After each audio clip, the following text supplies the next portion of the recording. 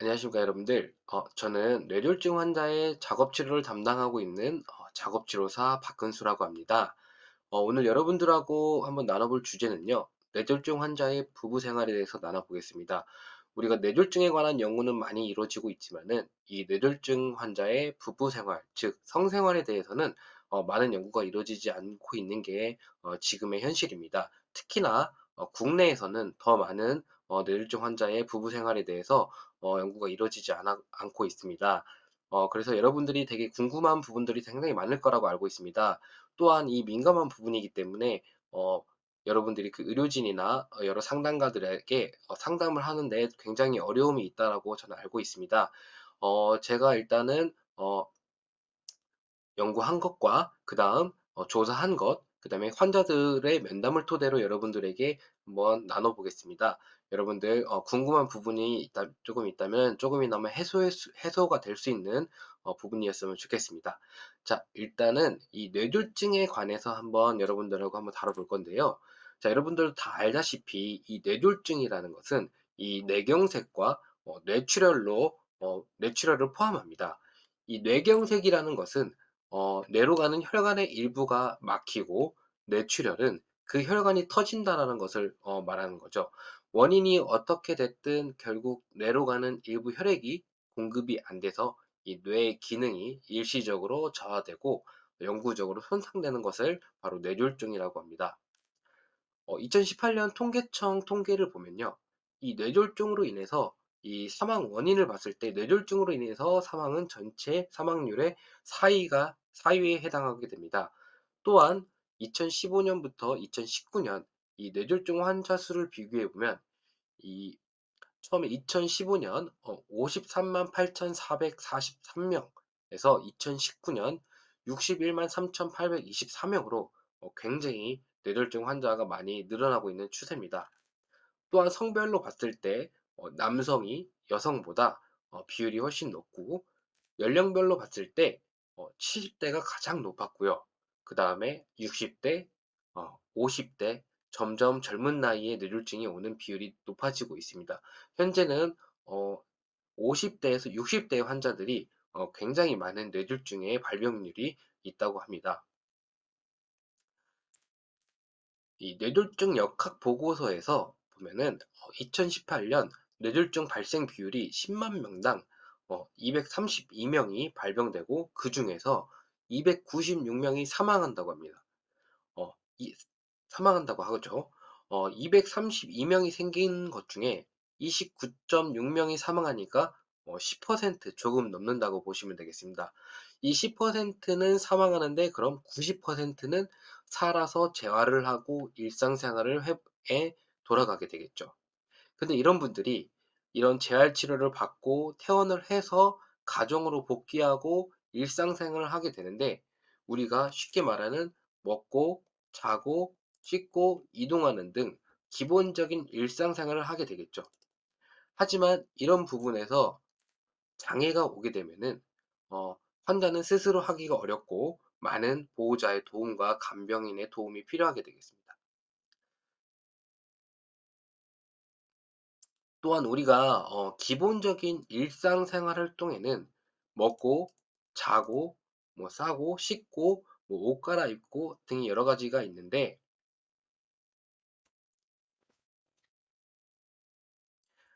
그 중에 가장 중요한 부분 중에 하나는 바로 이 부부간의 성생활이라고 보시면 되겠습니다.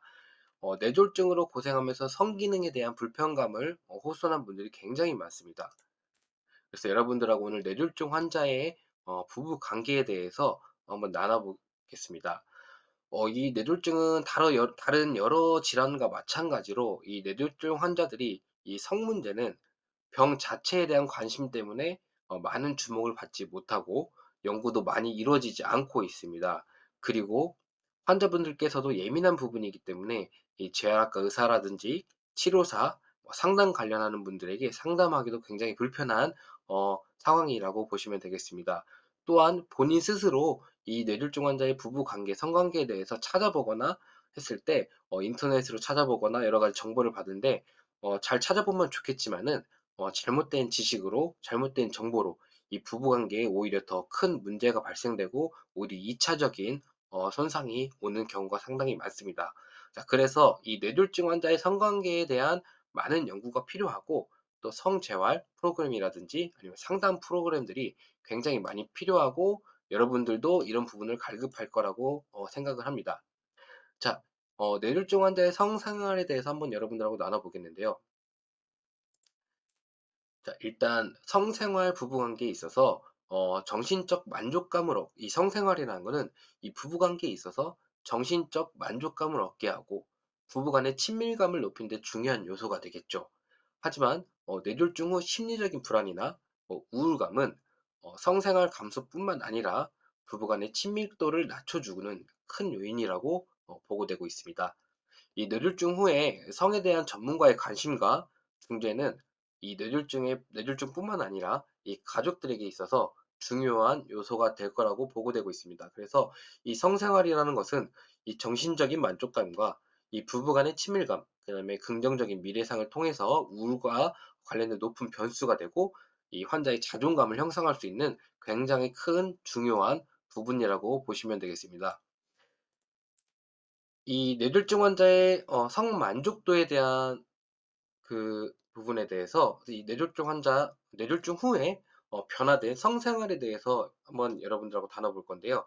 먼저 이 뇌졸중 후에 변화된 성생활을 보시면은 이 성행동 및 성만족 등의 변화가 일어나게 되겠습니다.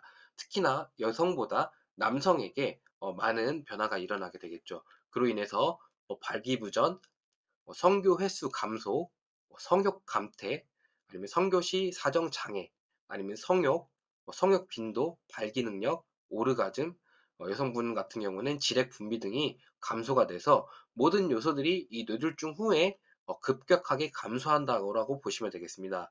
또한 이 뇌졸중 재발에 대한 두려움 때문에 이 환자나 배우자가 모두 성생활을 기피하는, 회피하는 상황이 발생되게 됩니다. 또한 이 배우자의 성적 활동도 감소하게 되는데 이 환자 상태가 악화될까 봐 걱정이 되고 이 환자의 변화에 따라서 이 환자가 뇌졸중을 걸림을 따라서 이 환자의 실직이나 이 가족 기능의 변화 등으로 새로운 생활에 적응하면서 오는 배우자의 우울감을 통해서 이 성적 활동이 감소되고 있습니다.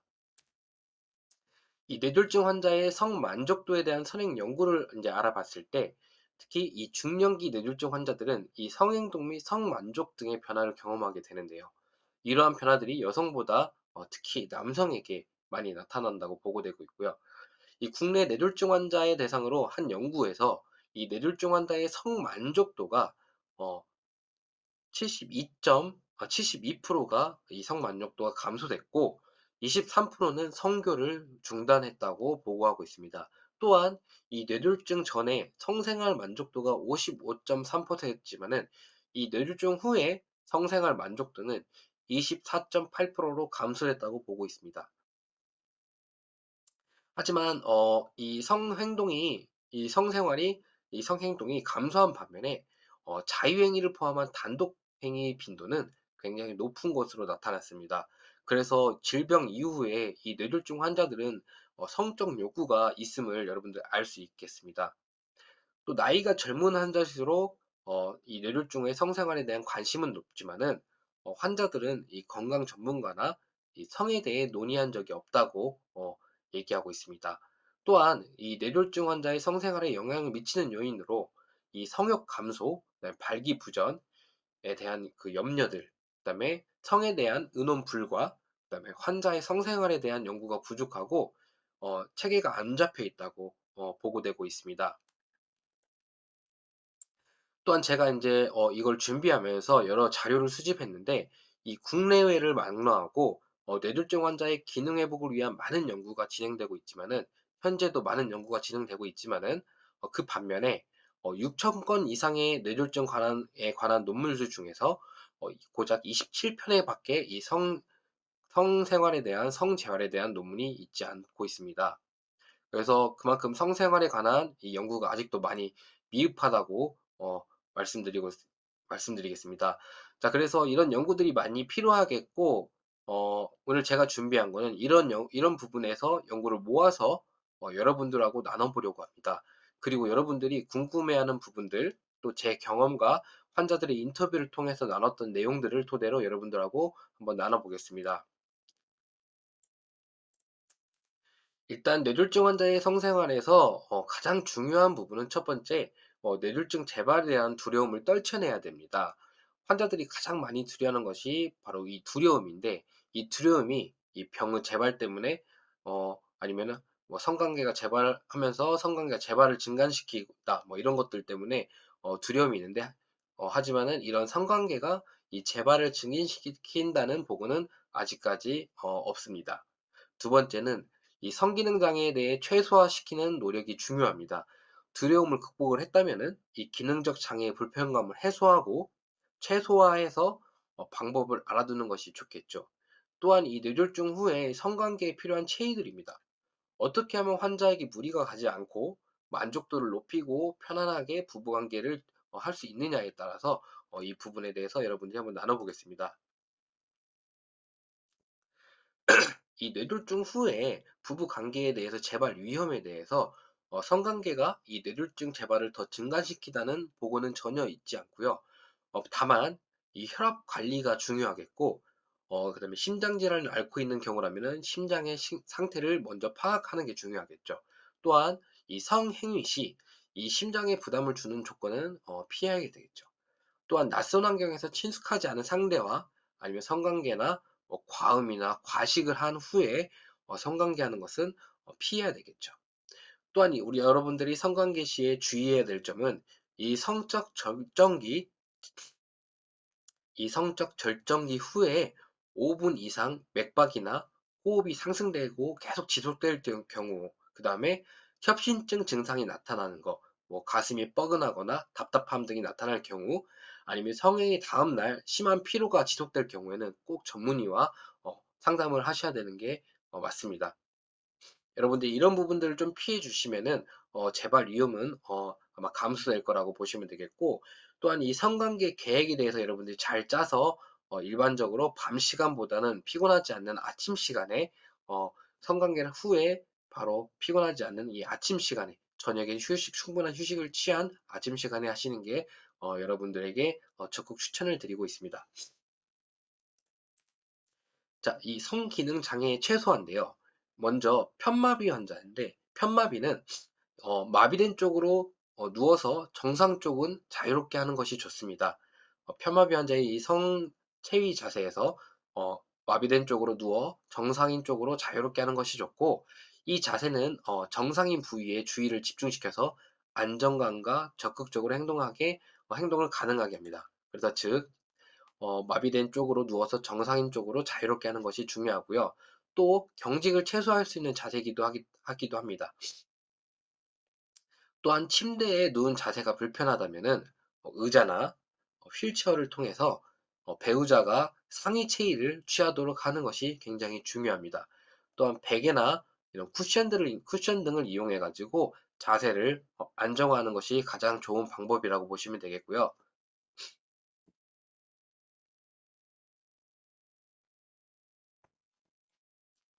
이 뇌졸중으로 편마비가 있는 경우 마비된 쪽이 아래로 가도록 누운 상태에서는 이 건측 팔이나 다리를 자유롭게 사용할 수 있기 때문에 마비측 팔, 다리가 아래로 가는 체위를 주로 사용하게 되겠습니다. 또한 옆으로 얼굴을 마주보고 눕는 체위는 이 접촉면이 일단 넓고 대화가 용이해서 친밀감을 형성하게 됩니다. 그리고 친밀감을 높일 수 있게 됩니다. 그래서 서로 상호 간의 주문에 즉각적으로 반응을 할 수 있어서 좋다고 합니다. 또한 이 무리가 가지 않게 혹시나 산소에 대한 호흡 곤란이 올 수도 있기 때문에 이런 산소통을 미리 준비하시는 것도 좋고요. 여러 가지 쿠션을 이용해 가지고 체위에 불편하지 않게 해주는 것이 바로 이 성관계 시에 주의해야 할 점이고, 여러분들이 성관계 체위에서 가장 중요한 부분이라고 보시면 되겠습니다. 감각 이상입니다. 정상 감각이 집중된 애무나 접촉이 굉장히 중요한데요. 경우에 따라서 변형된 자극이 도움이 되기도 하는데, 여러 가지 불빛 자극이나 자극적인 언어 아니면 뭐 벨크로와 같은 여러 가지 도구를 사용하는 것을 권장하기도 합니다. 이때 감각이 손실되는 부위가 피부가 손상될 수 있기 때문에 주의만 해주시면은 여러분들이 어, 좋은 성관계를 가질 수 있겠고 또한 여러분들이 그 분위기를 만드는 여러 가지 조명들을 이용해서 여러분들의 그런 부부관계를 하는데 어려움이 없고 오히려 더 자극을 시킬 수 있는 이런 감각적인 부분의 증가를 보일 수 있습니다. 또한 인지지각 장애인데요. 성행위 동안을 자연스러운 행위로 뇌가 인식할 수 있도록 하게 되는 것인데 또한 신어증 환자들이나 언어 장애가 있을 때는 애무나 전이와 같은 비언어적 의사소통 과정을 충분히 가져서 이 환자에게도 자신감을 주는 것이 중요합니다.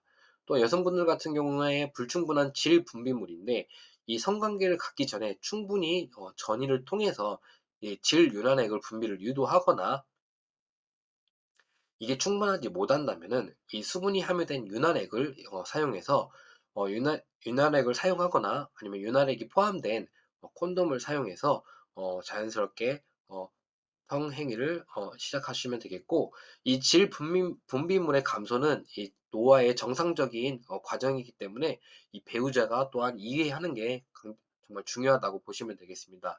또 요실금인데요. 이 뇌병변 경우 이제 요실금이 굉장히 많이 발생됩니다. 이럴 때 꼭 성관계를 위한 사전 준비가 필요하다면 성관계 2시간 전부터 수분 섭취를 제한하고 이 성접촉 전 반드시 이 방광을 모두 비워주시는 게 배우자를 위해서 어, 배려하는 상황이라고 보시면 되겠고 이 남자의 경우에는 콘돔을 사용을 해서 배우자에게 소변이 유실되는 것을 방지하고 이 실수에 대비해서 항상 옆에 수건을 준비하는 것이 중요합니다. 또한 남성의 경우에 발기부전인데요. 이 발기부전을 있을 때 이 뇌졸중 치료 약물이 이 발기부전을 유발하는 경우가 있기 때문에 이 전문의와 상의해서 꼭 이 발기부전 치료제를 조절을 하시거나 아니면 뇌졸중 양을 조절을 하셔야 됩니다. 또한 이 뇌병변의 경우에는 이 비경구적 약물 치료나 이 수술 등으로 도움을 받을 수가 있습니다. 또한 이 비아그라나 같은 이 경구 복용량을 통해서 먹을 수 있으나 반드시 꼭 전문의의 처방을 받고 드시기 바랍니다. 특히 이 뇌졸중 발병 후에 6개월 이전과 휴식기 혈압이 너무 낮거나 높을 때 이 금해야 되겠죠. 그래서 여러분들 이런 부분에 대해서 한번 보시면 되겠고요. 자, 그래서 이 뇌졸중 후에 성생활을 하면 재발 위험이 높지 않나요? 라는 질문들이 굉장히 많이 나왔지만은 아직까지 재발에 대한 보고는 되지 않았고요. 자, 또 뇌졸중 발병 이후 언제부터 성생활이 가능한가? 또한 성적 매력이 없다면 어떻게 되나? 아니면 언어 장애가 있을 경우에 어떻게 되나? 뭐 성적 관심은 언제 회복되나? 뭐 예전과 다른 성적 행동을 보인다면은 어떻게 해야 되냐? 라고 많은 질문들을 환자들이 하게 됩니다. 그래서 어, 그 내용들을 제가 한번 자료를 정리했는데요. 이 뇌졸중 발병 후에 언제부터 성생활이 가능한가에 대해서 본인이 일단은 편안하고 안정이 됐다고 느꼈을 때 그때 시작하면 되겠습니다. 대체로 발병 후 3개월이 지나면은 이 환자는 안정기에 접어들게 됩니다. 특히 특별한 문제가 없는 한 이 성관계는 가능하다고 생각하시면 되겠습니다. 자, 6개월이 지난 이후에 완전히 안전된 상태라고 보고 발병 전 수준의 성관계도 괜찮다고 하지만은 너무 격렬한 성관계는 피해 주시는 게 좋겠습니다. 자, 또한 이 성적 매력이 없다고 느낀다면은 자, 사소한 변화로도 본인의 매력을 높일 수가 있는 방법들이 굉장히 많습니다. 그 대신에 이제 노력이 많이 필요하겠고 깨끗한 개인 위생이 또 필요하겠고 또 그런 분위기를 만들기 위해서 이 메이크업이나 머리 손질 아니면 향수, 뭐 면도 아니면 또 새로운 옷을 입고 예전에 했던 일을 포기하지 않는 경우에 이제 계속 유지하게 되겠습니다. 또한 자신감 회복과 본인의 매력을 높이는 데 도움이 됩니다. 이런 것들이 간혹 이제 치료에만 주력해서 자신의 매력을 포기하고 내가 정말 매력적인 사람이다라는 것을 포기하고 지는 경우가 굉장히 많은데 이 본인과 파트너에게는 굉장히 좋지 않다고 보고 되겠고 여러분들이 자신감을 갖고 꾸미고 그런 분위기를 만들어서 매력을 발산해서 이 성적 매력을 좀 더 높여주시는 것도 하나의 방법이라고 보시면 되겠습니다. 자, 언어 장애가 있는 경우에 어떻게 해야 되냐? 이 뇌졸중이 발병되면은 이 언어 기관에 손상이 있기 때문에 언어 장애가 있게 됩니다.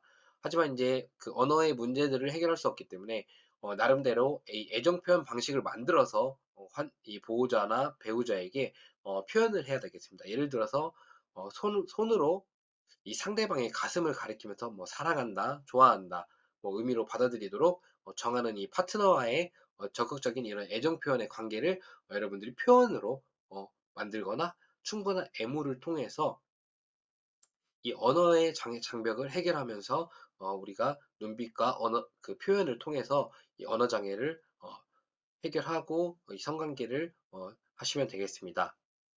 또한 이 성적인 관심은 언제부터 회복되는지, 자, 뇌졸중을 앓은 뒤에 이 성욕이 지나치게 증가하거나 이 성관계 횟수가 늘고 아무한테나 신체 접촉을 시도하거나 때와 장소를 구분하지 않고 자기얘기를 하는 그런 경우들이 굉장히 많습니다. 우리 뇌에는 이 성을 담당하는 영역들이 있습니다. 그 영역에 뇌가 손상이 됐을 때 바로 이런 경우에 이런 증상들이 나타나지만은 이런 뇌손상 부위의 고유 영역과 관계가 있는 것으로 이제 있는 것으로 짐작되나 아직은 그 원인이 명확하게 밝혀지지 않았기 때문에 예전과 다른 성행위를 보인다면 꼭 전문의의 상담을 꼭 받길 추천드립니다. 또한 뇌졸중 이후에 감각에 이상이 있다면은 이 감각의 이상이 운동 장애보다 성생활에 더욱 큰 영향을 미칩니다. 특히 통증이 있는 경우 이 성행위도 불쾌한 이상 감각으로 받아들일 수 있기 때문에 이 감각 이상의 부위에 대해서 배우자가 정확하게 알고 있어야 되겠죠. 그래서 이 정상 감각에 집중할 수 있도록 애무하거나 이 접촉하는 것이 굉장히 중요합니다. 이런 부분들에 대해서 여러분들이 궁금했던 부분들을 조금이나마 제가 정리를 해봤고요. 가장 중요한 거는 배우자가 환자의 병에 대해서 굉장히 잘 아시는 것이 굉장히 중요하겠고 서로 부부 간의 친밀한 대화들이 굉장히 중요하다고 보시면 되겠습니다. 또한 중요한 거는 환자의 그 2차적인 손상이 되지 않게 가장 그 2차적인 손상을 되지 않게 하는 것이 가장 또 중요하고 이 성관계 시에 이 편마비 환자의 성체의 자세, 즉 가장 만족할 수 있는 자세, 가장 전율 느낄 수 있는 그런 자세를 만들고 하는 것이 굉장히 중요하겠고 또한 이 부부간의 배우자의 도움이 굉장히 중요하게 되겠습니다. 왜 그러냐면은 뇌졸중으로 인해서 자존감이 많이 상실되어 있는 환자분들이 굉장히 많습니다. 그렇기 때문에 이 보호자와 가족들의 도움이 굉장히 필요합니다. 여러분들의 도움을 주시면서 이런 적극적인 일상생활 활동을 즐길 수 있으면 좋겠습니다. 음, 조금이나마 여러분들에게 도움이 되셨으면 좋겠고요. 여러분들이 특히나 의료진들에게나 아니면 이런 상담가들에게 서스럼 없이 질문을 하신다면은 의료진들이나 이런 분들은 준비가 돼 있기 때문에 여러분들에게 충분히 말해줄 수 있습니다. 또한 또 중요한 거는 같은 병변을 가진 환자들끼리 또한 그런 공유와 모임들이 굉장히 중요합니다. 그렇기 때문에 서로 대화가 많이 필요하고 그런 모임에서 여러분들이 서로 느끼는 불편감들을 얘기하면서 여러분들이 이렇게 살아가는데 많은 도움이 됐으면 좋겠습니다. 여러분들 좀 도움이 되셨을지 모르겠지만은 저는 오늘 여기까지 진행하겠습니다. 모두들 경청해 주셔서 너무나 감사합니다. 감사합니다.